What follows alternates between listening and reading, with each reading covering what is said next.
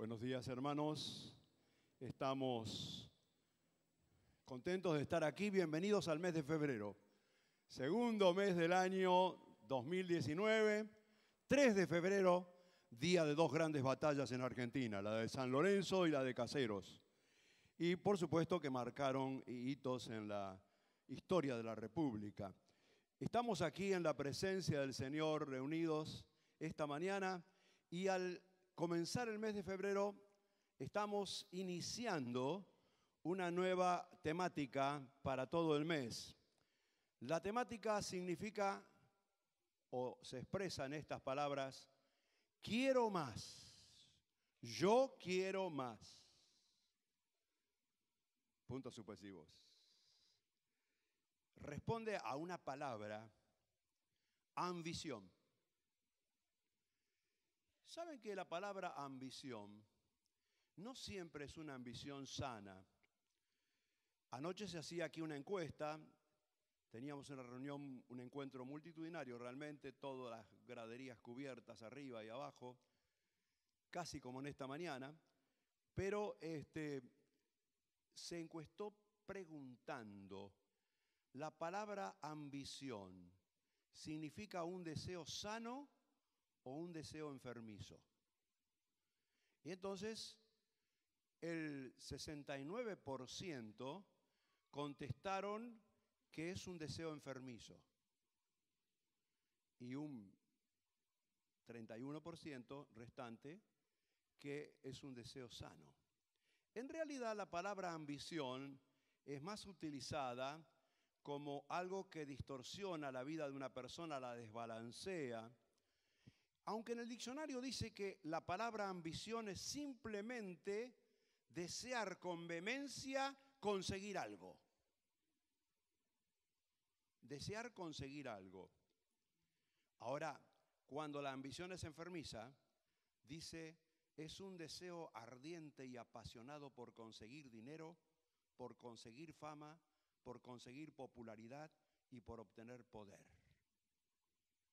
Ustedes saben que la mayoría de las personas que se dejan llevar por una ambición desmedida o una ambición enfermiza, sobre todo en este año que tenemos elecciones en el país, el 80% de los candidatos lo que desea es el poder, lo que desea es el cargo, es el puesto, es la trascendencia.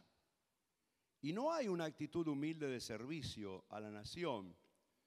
Por lo tanto, esa ambición de obtener más dinero suele ser para, como decía el apóstol Santiago, para gastar en los placeres desordenados de la vida.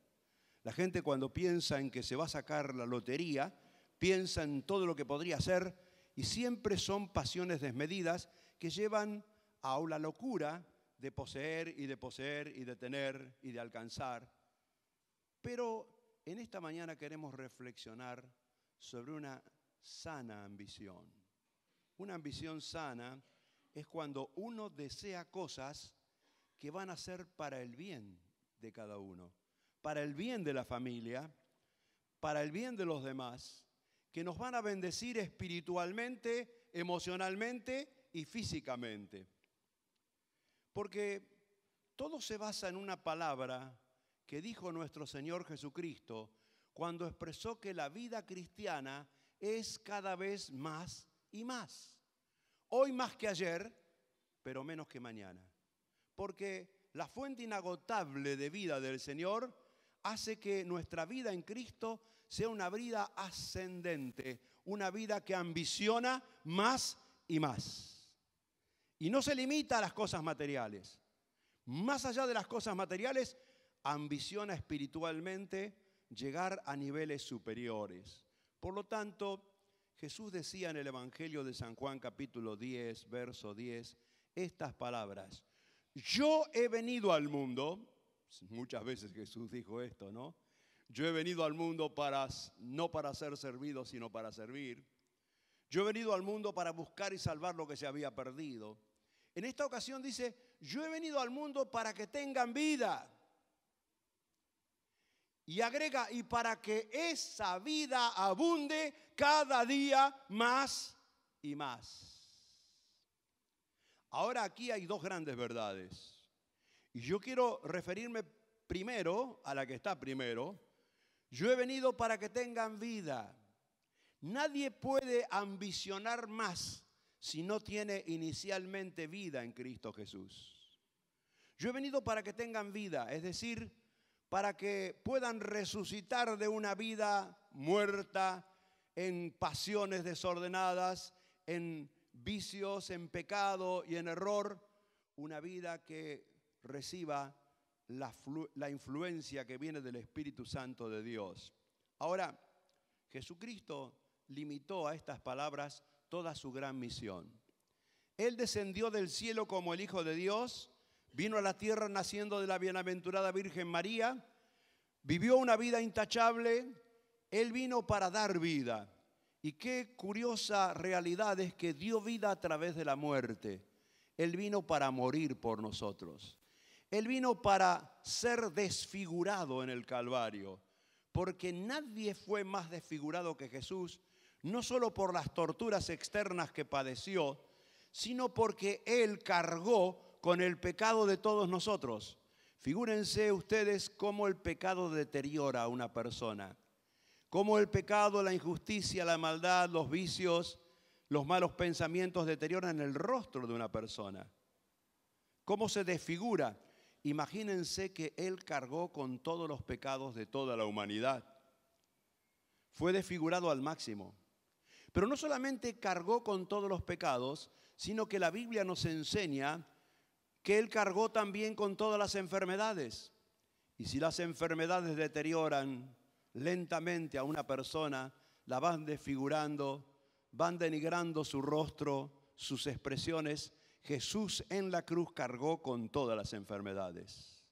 Por lo tanto, Él fue desfigurado por nosotros.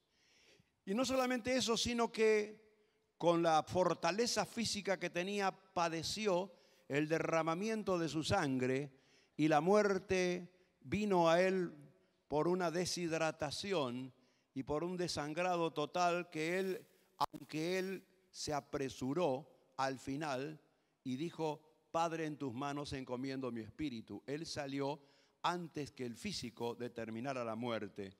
Él se apresuró y salió del cuerpo. Jesús había dicho antes, consumado es, todo se ha saldado, todo se ha pagado. Por lo tanto, Él vino para que nosotros tengamos vida. Él resucitó para que nosotros también vivamos con Él. Por lo tanto, la noticia más importante que tenemos para comunicar, que tenemos para entregar a las personas, es la noticia de que podés tener una nueva vida en Cristo Jesús. Y eso es lo que me apasiona esta mañana, porque hay personas arriba cuyos rostros yo no alcanzo a distinguir por la distancia, y hay personas aquí abajo, como lo sabía anoche en este recinto, que tal vez nunca han experimentado la salvación por la fe que es en Cristo Jesús. Y yo estoy hablando medio en difícil, estoy hablando medio teológicamente. Quiero decirles que todas las personas necesitan un momento, un instante en su vida, un punto de inflexión, un momento en que van a cambiar rotundamente cuando vienen a Cristo para hacer el negocio más grande de toda su vida. Le traen su angustia y Él da su paz. Le traen sus pecados y Él da su perdón. Le entregan sus tristezas y Él les da su alegría. Le entregan una vida que fenece y Él les da una vida que para vida eterna permanece. Ahora, ¿saben ustedes que ese momento es el momento más importante de la vida? Es el momento que toda persona debiera ambicionar. Porque San Pablo, cuando hablaba a los filósofos estoicos y epicúreos allí en el Areópago de Grecia, en Atenas, él dijo estas palabras, filosóficamente para hacerlos pensar. Vivimos con un solo objetivo, con una sola pasión, con una sola ambición, buscar a Dios. Si en alguna manera, aunque sea palpando, lo encontremos, porque ciertamente no está lejos de cada uno de nosotros. Y así como uno entra en una habitación oscura y palpando en la pared desliza su mano para lograr alcanzar el interruptor y encender la luz, así también por la fe nos acercamos a un Cristo invisible, pero que no está lejos de cada uno de nosotros. ¿Y cómo nos acercamos? A través de una plegaria, de una súplica, de una oración. Y yo quisiera en esta mañana hacer esta invitación a aquellos que todavía nunca lo han hecho, que en este momento puedan tomar la decisión más importante de toda su vida. La decisión más importante que se puede tomar debajo del sol. Salir de las tinieblas a la luz. Aceptar a Jesús como su Salvador. Pasar de muerte a vida. Del camino del infierno al camino al cielo. De la condenación a la vida eterna. Esa transición se logra en un instante y a través de una oración. ¿Te gustaría que repitamos juntos una oración? Que en este momento puedas abrir tu corazón a la primera ambición que una persona puede tener en la vida. Recibir a Cristo. Yo he venido para que tengan vida. Y después viene la segunda ambición. Pero no se puede hablar de la segunda sin primero transitar por la primera.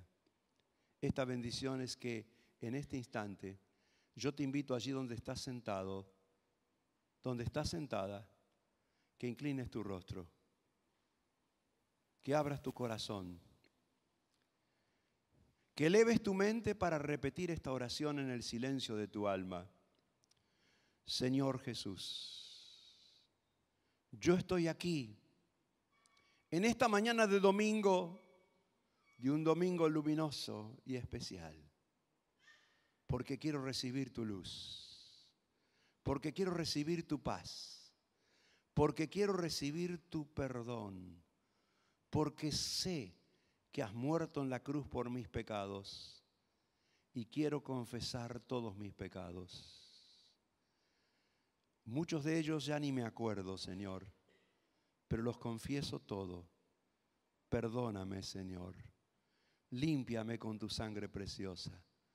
Me entrego a ti. Quiero tener esa vida de la cual tú hablaste.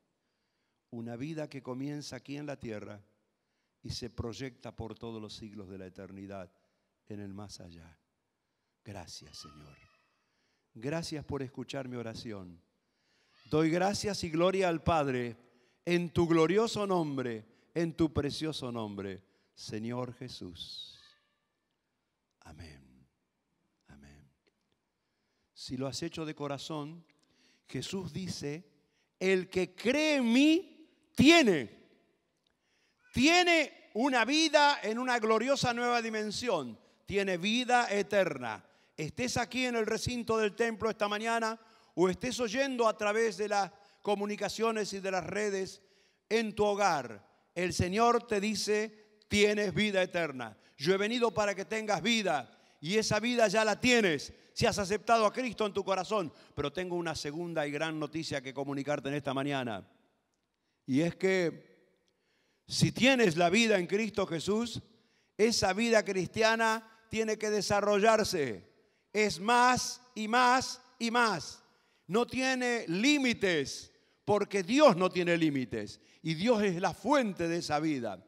Por lo tanto, decía el apóstol Pablo escribiendo a los tesalonicenses esta palabra: les rogamos, hermanos, que crezcan cada vez más en la vida gloriosa del amor de Dios, en su amor. Es una vida para crecer, para tener hoy más que ayer, pero menos que mañana.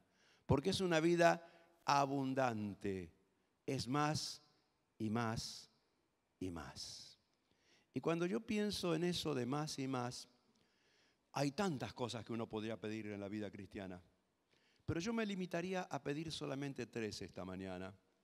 Y después les voy a mencionar, y seguramente en toda la serie del Yo Quiero Más van a surgir tantos temas y subtemas. Pero yo quisiera, si me preguntaran esta mañana, ¿qué es lo que más querés? Yo quiero más conocimiento. San Pablo decía, hay una pasión que me domina en la vida y por eso vivo, a fin de conocerlo. Lo quiero conocer más y más. A veces cantamos nosotros, yo quiero conocerte más a ti, Señor. Pero muchas veces no tenemos esa pasión por conocerlo, por saber. Ustedes saben que hubo un joven que fue adoctrinado a los pies de su padre. Su padre fue un gran rey, el rey David. Y él confiesa en el Proverbio capítulo 4, yo fui enseñado en las rodillas de mi padre cuando era un niño. Y luego sentado junto a mi padre cuando era ya un joven. Y saben ustedes que David les enseñó tantas cosas a Salomón, el que iba a ser el rey de Israel, pero había una premisa que él repitió muchas veces: compra la verdad y no la vendas, la sabiduría, la enseñanza y la inteligencia. Cuélgalas como 3 medallas en tu cuello que te van a acompañar todos los días de tu vida, te van a abrir paso, te van a allanar dificultades. La verdad en primer lugar. Compra la verdad y no la vendas. No la cambies por nada. La sabiduría, la enseñanza y la inteligencia. Salomón iba a ser coronado al amanecer como rey de Israel. Ya el padre lo había designado, ya el pueblo estaba preparado, los ejércitos para la ceremonia de la coronación, y él fue al templo aquella noche solo. Él fue y se prendió a los cuernos del altar y clamó a Dios. Y Dios lo oyó y le hizo una pregunta que él sintió audiblemente dentro de su mente y dentro de su corazón. Pídeme lo que quieras. Pídeme lo que quieras. ¿Qué es lo que más ansías y deseas como rey de Israel? Y hay un silencio y Salomón medita, no me des riquezas, no me des opulencia, porque eso puede llegar a envanecerme, a creerme superior a los demás y alejarme de ti. No me des pobreza tampoco, para que no ambicione lo que tienen otros. Hay algo que te pido: conocimiento y sabiduría para guiar a este pueblo. Este pueblo es muy grande, son muchas familias, son muchas provincias, es una gran nación. No estoy preparado para gobernar esta gran nación. Te pido más sabiduría, más conocimiento. Miren si nosotros en los días de la asunción de nuestros presidentes, ellos se doblaran las rodillas ante Dios y dijeran: quiero conocimiento, quiero sabiduría. Pero no, buscan los consejeros, los falsos consejeros humanos. Maldito el hombre que confía en el hombre, bendito el que confía en el Señor, dice el salmista. Por lo tanto, Salomón buscó sabiduría y Dios le dijo: porque no me pediste riqueza, porque no me pediste larga vida, porque no me pediste paz, durante los días de tu reinado te daré todas esas cosas. Te daré sabiduría y te daré también riquezas y te daré paz y te daré extensión en tus dominios y levantarás el templo y tantas cosas que hizo Salomón en ese tiempo de oro para Israel cuando él reinó. Ahora, debe preocuparnos el saber. Dicen, y en la escuela nos repetían las maestras, el saber no ocupa lugar. Pero qué importante es saber. El saber nos transporta a conocer. El conocer nos transporta a pensar con más amplitud.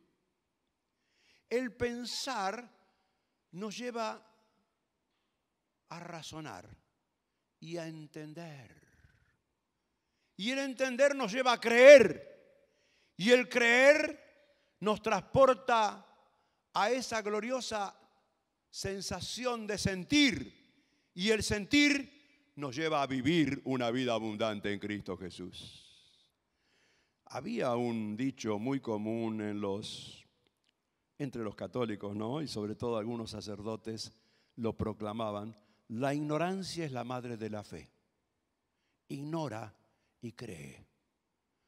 Pero la Biblia nos enseña que nuestra fe es una fe razonada, una fe que percibe, que entiende, que piensa. Creer es también pensar en todo lo bueno, en todo lo justo, en todo lo honesto, en todo lo que tiene proyección. Nuestra vida debe llenarse de conocimiento. Si tuviera que pedirle al Señor, le pediría: Señor, dame más conocimiento. Mis días se van agotando. Quiero conocerte más. Y para conocerte más tengo que leer este santo libro. Quiero conocer más de la Biblia. No la he conocido en todo. Y es nuestra ruta, nuestro manual de ruta, nuestro GPS aquí en la vida. La Biblia no la vamos a leer en el cielo. La Biblia nos fue otorgada como una revelación de Dios para el tiempo, para la vida. Por lo tanto, qué importante que es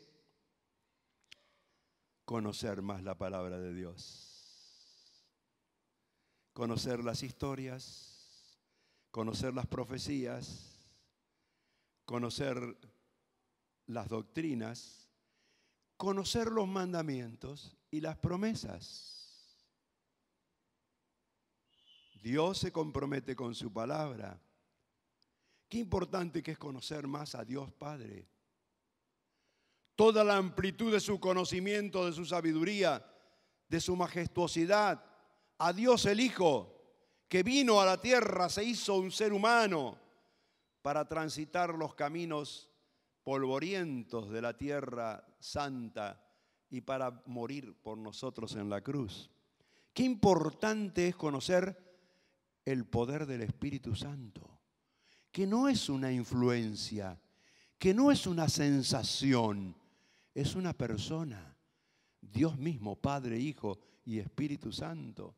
Jesús dijo: cuando yo sea exaltado y me sienta a la diestra del Padre en la majestad de las alturas, el Espíritu Santo será derramado. Y hubo un día de Pentecostés, y hubo un día glorioso en la vida de cada uno de nosotros, que misteriosamente, sin sentir nada, sin saberlo, el Espíritu Santo nos selló. Si en esta mañana alguno se entregó a Cristo de verdad y vino a recibir la vida por la cual Él dijo: yo he venido para que tengan vida, ahora el Espíritu Santo le ha sellado y quiere hacerle el segundo desafío, la ambición de tener más y más. El Espíritu Santo nos guía, nos orienta, nos impulsa, nos enseña cuando leemos la Biblia, nos enseña no solamente a leer la Biblia, nos enseña a orar, pone las palabras precisas en nuestra mente cuando oramos.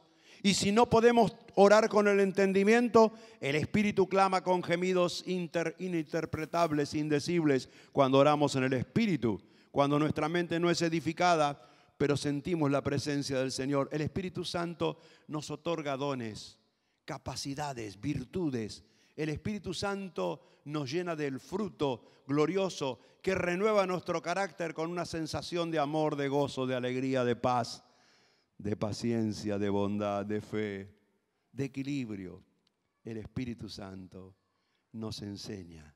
Qué importante que es aprender el misterio de la salvación para comunicarlo a otros, aprender el misterio de la iglesia para entender por qué nos congregamos, qué es la iglesia, qué propósito tenía el Señor con la iglesia y tiene con la iglesia. Interpretar las profecías. La Biblia dice: no menosprecien las profecías. Y las profecías no tienen que ver con lo que uno pueda predecirle a otro. No, porque no andamos por pálpitos ni por vista de lo que alguien nos pueda revelar, sino que andamos por fe. Dios ha dejado caer un telón sobre nuestros ojos que nos impide ver más allá del presente. Yo no puedo saber qué va a pasar dentro de 10 minutos. No sé qué va a pasar en esta semana con mi vida. Y así vivo feliz, porque vivo por fe y no por cálculos ni por vista. Por lo tanto, no me dejaría que nadie me profetice nada, que nadie me prediga nada, porque quiero vivir por fe. Pero cuando se refiere la Biblia a las profecías, no se refiere a predicciones en la vida de otra persona, sino que se refiere a los grandes acontecimientos que sucederán en el mundo y en la historia de la humanidad, que están profetizados en el Antiguo Testamento, que están ratificados en el libro de Apocalipsis. Por lo tanto, esas profecías tenemos que leerlas porque bienaventurado el que las lee y el que sabe.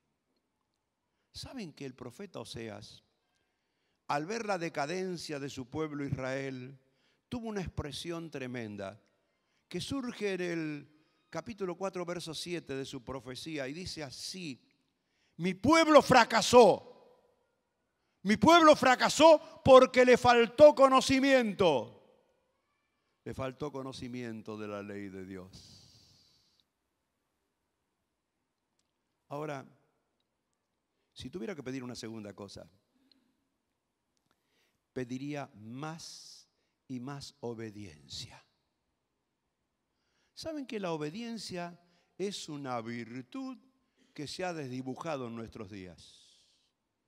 Se nos enseña, y sobre todo gran parte de la psicología humana enseña, que hay que hacer lo que uno quiere, que no hay que ser hipócrita, que no hay que obedecer a nada ni a nadie, que cada uno es libre y puede hacer lo que se le da la gana. Pero la obediencia es una gloriosa virtud. En muchas disciplinas de la vida hace falta obediencia. Por ejemplo, en las disciplinas deportivas, cada deporte tiene su reglamento y hay que obedecerlo. Si no, hay un juez que determina la descalificación. Y si una persona integra un equipo, tiene que obedecer las instrucciones del director técnico. Porque si en su puesto no hace lo que el director técnico le dice, será desplazado. Una persona en una oficina tiene que obedecer las instrucciones de su jefe. Si está en el ejército, hay orden jerárquico y tiene que obedecer la jerarquía. Me recuerdo que en la época que era tan fácil conseguir trabajo y a la gente había que preguntarle, ¿te gustaría trabajar? No lo he pensado, decían.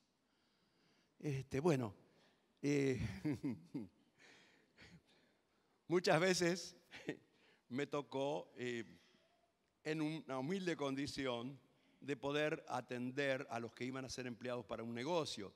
Y entonces le preguntaba a la señorita, ¿querés trabajar?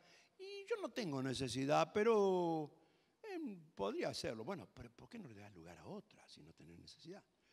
Ahora, eso era en otra época. Argentina Año Verde. ¿Saben?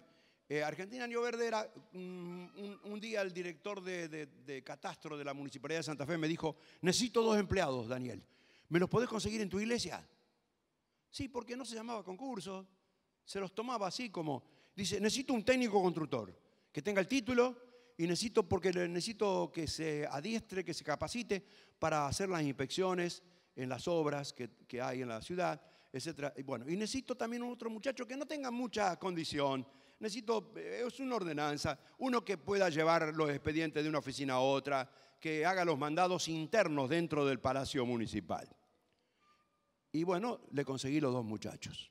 Los llevé, los presenté. El primero me dijo, che, qué tipo dispuesto, qué obediente, es una luz. Era un técnico constructor.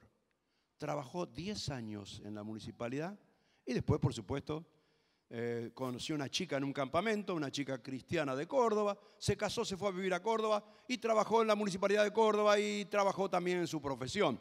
Yo le dije, me acuerdo, y también aceptó mi consejo, si querés ser un buen técnico constructor tenés que agarrar la cuchara, porque los albañiles se te van a reír cuando vos les des instrucciones y no sepas más que ellos. Así que agarró la cuchara, se metió de albañil, como un médico amigo que tengo, que era compañero mío de clases, que era un gran cirujano acá en la ciudad. Y un día agarró la cuchara de albañil. Y dije, ¿por qué dejaste la cirugía? Y porque, mirá, soy yesero, soy plomero, soy albañil, levanto edificios y gano mucho más plata que operando. Bueno, allá él. Pero este muchacho también le conseguí que comprara un lote en una esquina y levantó 3 departamentos. Y bueno, una vida fantástica, una vida encauzada de obediencia. Tiene 5 hijos, todos profesionales. Me mandó un gran saludo para el día de mi cumpleaños, agradeciendo todo.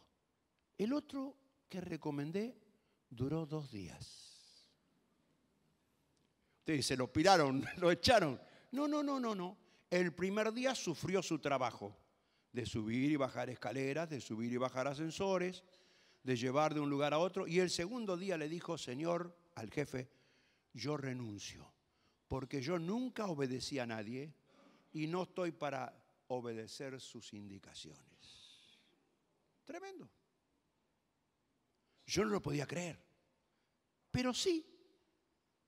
No obedeció nunca a las instrucciones de la iglesia, no obedeció nunca a nada. A veces lo cruzo por la calle y lo veo divagante, sin trabajo, sin futuro. Y los años han pasado, envejeciendo sin sujetarse a nada. ¿Saben que la obediencia genera una virtud gloriosa que es la piedad? La piedad no es, antes era acá una cochería en Santa Fe, la piedad, los que son más viejos. Pero la piedad, ¿se acuerda, Cacho? Porque es de mi generación. Pero ¿saben qué? La piedad no significa simplemente ser misericordioso con la gente y tener una gran sensibilidad. Cuando San Pablo dice ejercítate para la piedad, está hablando de una vida piadosa. ¿Qué es una vida piadosa? Es una vida que tiene una sana atracción para las cosas santas de Dios. Tremendo, che. ¿Has visto? Cuando alguien siente una sana atracción por las cosas santas de Dios, yo tengo mucho respeto. Sea un jovencito, una jovencita, un hombre, una mujer, cuando tiene devoción, cuando es piadoso, porque la obediencia genera piedad, genera orden en la vida. Ustedes han visto que muchas vidas fracasan porque son desordenadas. No tienen horario para nada, de noche están despiertos, de día se duermen y no respetan el orden que Dios ha establecido. Cuando alguien viene a Cristo y comienza a saber, comienza a obedecer. Y cuando comienza a obedecer, su vida se ordena. Consigue en su carácter el equilibrio. Y el equilibrio significa entrar en la órbita que Dios tiene para todas las cosas, porque Dios es un Dios de orden. Dios es un Dios ordenado. Dios es un Dios que creó el universo, pero cada estrella, cada sistema solar, cada planeta tiene su órbita. Solo los aerolitos no tienen órbita, que surcan el espacio y se pierden en el infinito. La vida desordenada es una vida sin órbita. Y Dios quiere ponernos en órbita. Cuando obedecemos, entramos en órbita. La vida que está en órbita es una vida purificada, limpia, sana. Si quieren y se atreven, santificada por el Señor. Pero cuando una vida está en órbita, limpia, ordenada, santificada por el Señor, es una vida que genera poder. Poder, cuando habla, toca a los demás. Cuando habla, bendice a los demás. Cuando saluda y sonríe, bendice a los demás. Genera poder, fluye vida. Esa vida de la cual Cristo dijo, yo he venido para que tengan vida y para que la tengan en abundancia. Yo no leí 2 versículos, si podemos volver atrás, Martita. Cuando hablaba de que el Señor quiere que conozcamos más, el apóstol Pedro decía, más bien, crezcan en la gracia y en el conocimiento de nuestro Señor y Salvador Jesucristo. A Él sea la gloria, ahora y para siempre. Amén. Más bien que otras cosas, crezcan en la gracia. Crecer en la gracia de Dios es darnos cuenta que todo lo que Dios hace y produce en nuestra vida es sin nuestro esfuerzo. Viene por el poder de Él, por la gracia de Él y en el conocimiento del Señor. Y el otro versículo que omití, cuando decía que quería más obediencia, es que por lo demás, hermanos, les rogamos y les animamos en el Señor Jesús a que cada día su comportamiento sea más y más agradable a Dios. Tengo que terminar. Así que voy a hablar del tercer aspecto que me cautiva. Quiero más conocimiento. Quiero más obediencia. Quiero más resultados. Quiero evidenciar en mi vida los resultados de la obediencia y de la capacidad. Podríamos leer la Biblia con una lapicera azul y con otra lapicera roja y marcar con la lapicera roja los mandamientos del Señor y con la lapicera azul marcar las promesas del Señor. Y van a ver que cada mandamiento está conjugado con una promesa. A los que aman a Dios, todas las cosas les ayudan a bien. Honra a tu padre y a tu madre para que tus días se alarguen en la tierra que Jehová tu Dios te da. ¿Se dan cuenta? Pero ¿qué resultados evidencio en mi vida? Yo quiero más resultados. Yo doy gracias a Dios por los resultados, pero quiero más. Quiero más resultados en mi vida personal. Quiero sentirme más bien. Quiero tener una sensación de bienestar en mi vida personal. Y ahí hay un versículo, claro que en Romanos capítulo 12, verso 12, dice el apóstol estas palabras: vivan alegres por la gran esperanza que tienen en el Señor. Soporten con más valor los sufrimientos. No dejen nunca de orar. Esa es una vida positiva que avanza más. Se alegra porque tiene una gran esperanza. Todo lo mejor está por venir. Se alegra. Tiene un pasado como fuera, pero tiene un futuro glorioso, aquí en la tierra y en el más allá. No le preocupan los cálculos y las reflexiones que puedan hacer en el gobierno ni en la política, porque tiene una vida personal con el Señor. Porque el Señor sabe bendecir a los suyos aún en tiempos de crisis y de necesidad. Porque tiene un gran valor para soportar los sufrimientos. No solamente vive con alegría porque tiene una esperanza, sino que puede soportar los sufrimientos con gran valor, sabiendo que Dios nos ha dado un arma poderosa, que es la oración. Nunca dejen de orar, porque la oración produce resultados. Hermanos, hay muchos hermanos que han interpretado acá en la iglesia esto en su vida personal y por eso hemos visto la gran cantidad de personas que vienen los martes para orar. Estamos asombrados de ver tantos hermanos y hermanas, tantos jóvenes, tantos niños, porque se están viendo resultados a la oración. Porque semanalmente se producen milagros en respuestas por sanidad, en respuestas por liberación, en respuestas por ámbitos y lugares de trabajo, etcétera, etcétera.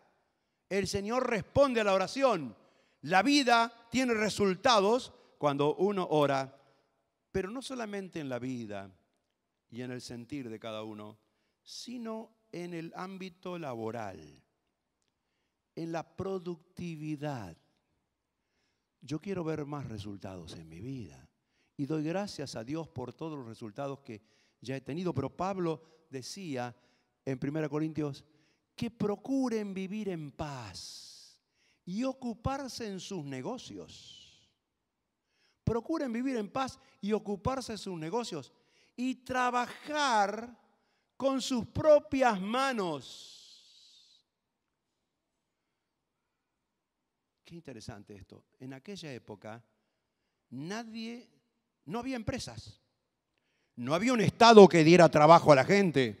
Nadie podía ambicionar un cargo público, a menos que quisiera ser soldado, porque había ejército, no había policía federal, no había policía municipal, no había policía provincial, había solo ejército y el soldado tenía que cumplir con toda la misión, iba su vida detrás de eso, y había cobradores de impuestos, siempre los hubo, pero no, y iban a porcentaje, así que no eran empleados del gobierno.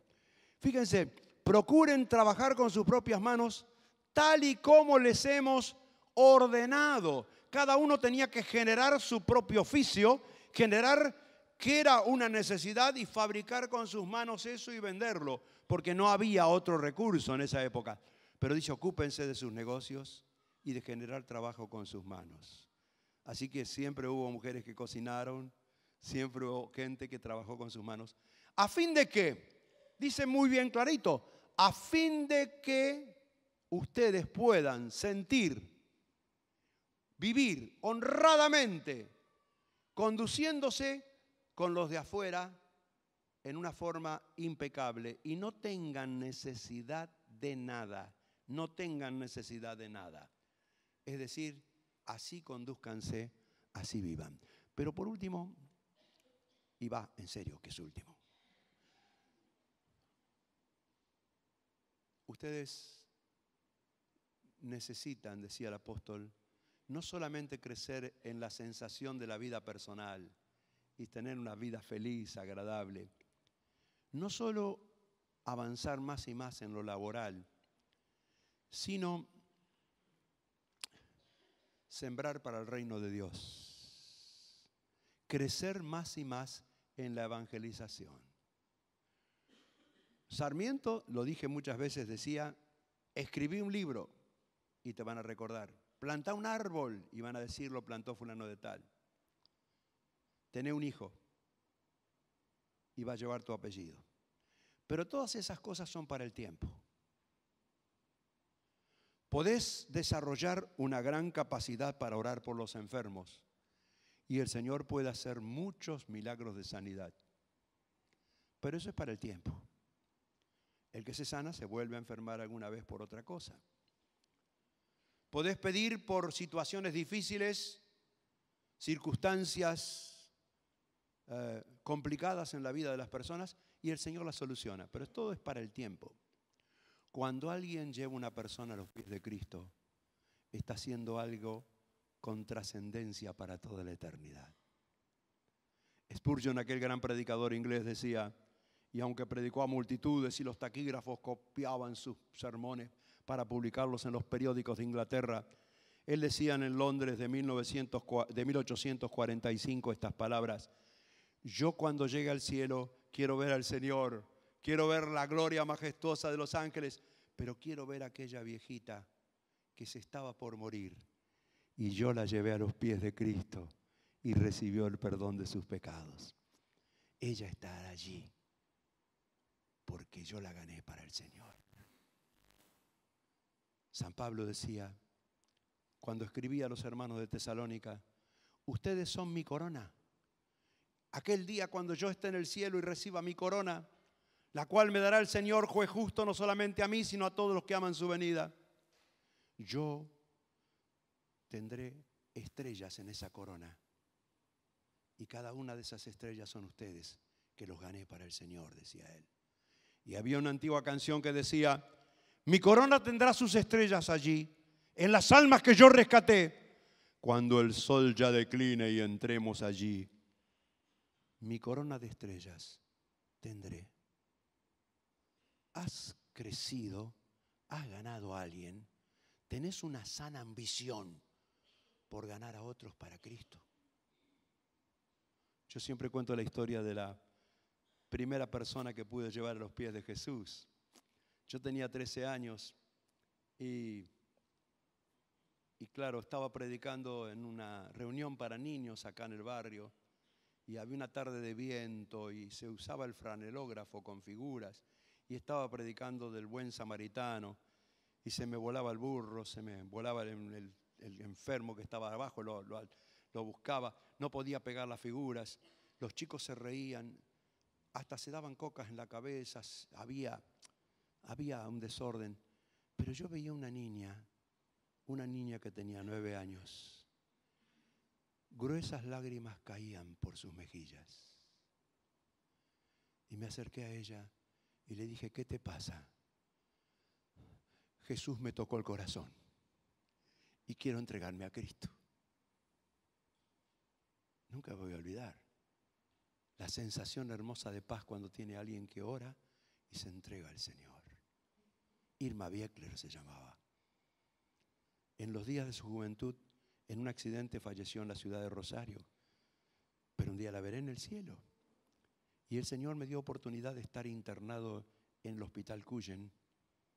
En esa época era de Caridad, Hospital Piloto, cambió tantas veces de nombre. casi un mes estuve internado, 24 días. Y mis padres me quisieron sacar al segundo día para llevarme a un sanatorio y dije, no, acá estoy aprendiendo mucho. Estoy viendo gente morir, estoy viendo gente con necesidad. Y tuve la experiencia de poder llevar a otros a los pies de Cristo. ¿Saben?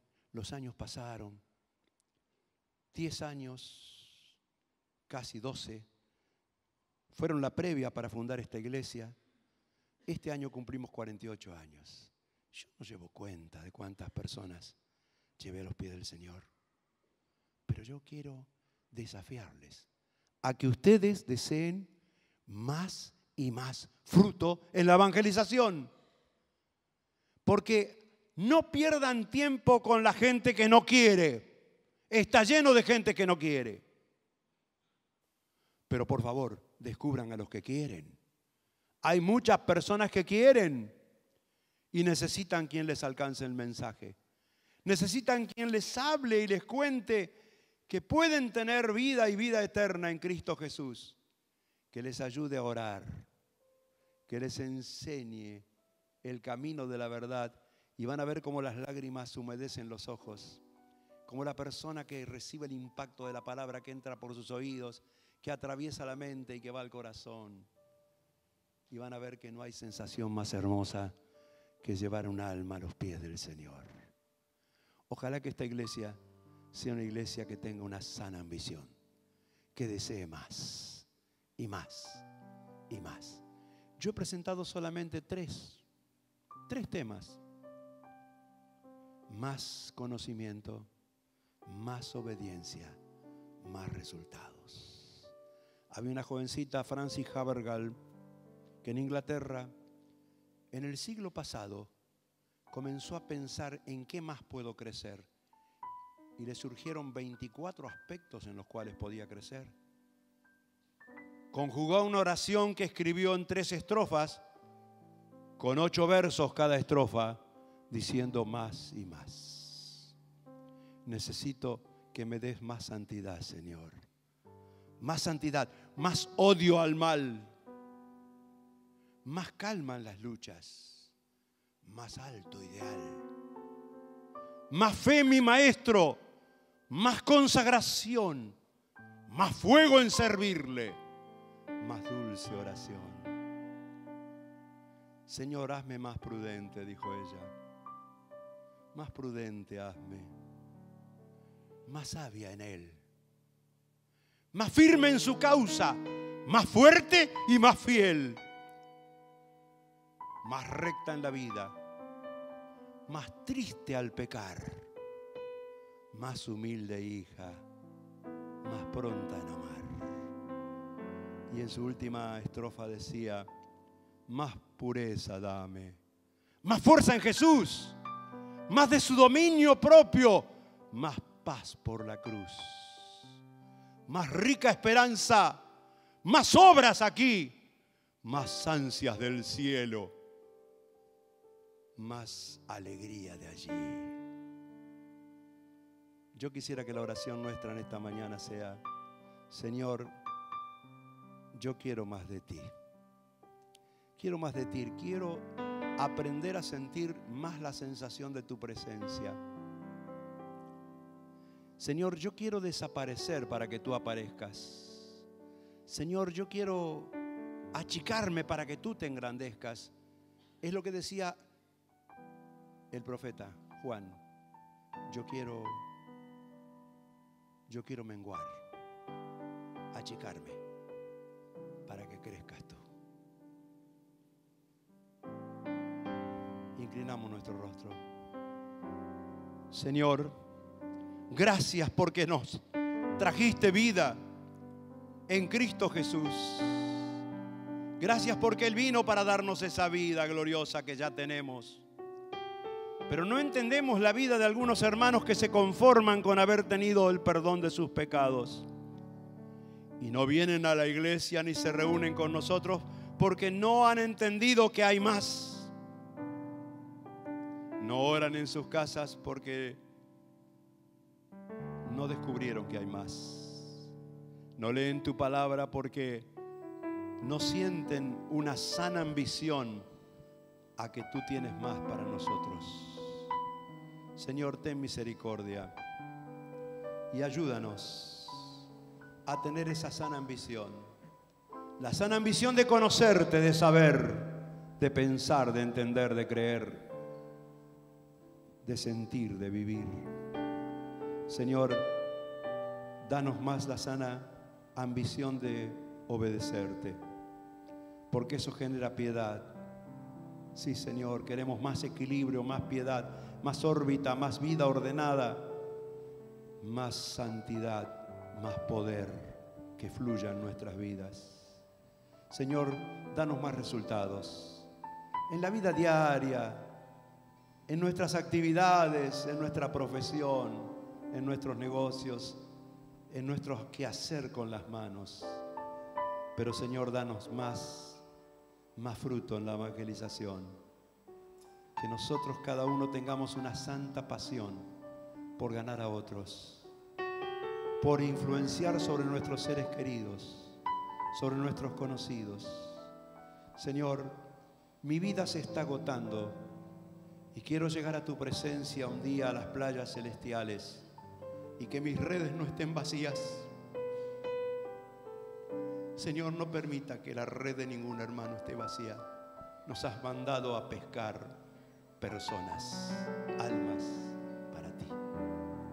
Señor, te damos toda la gloria. En el dulce nombre del Señor Jesús. Amén.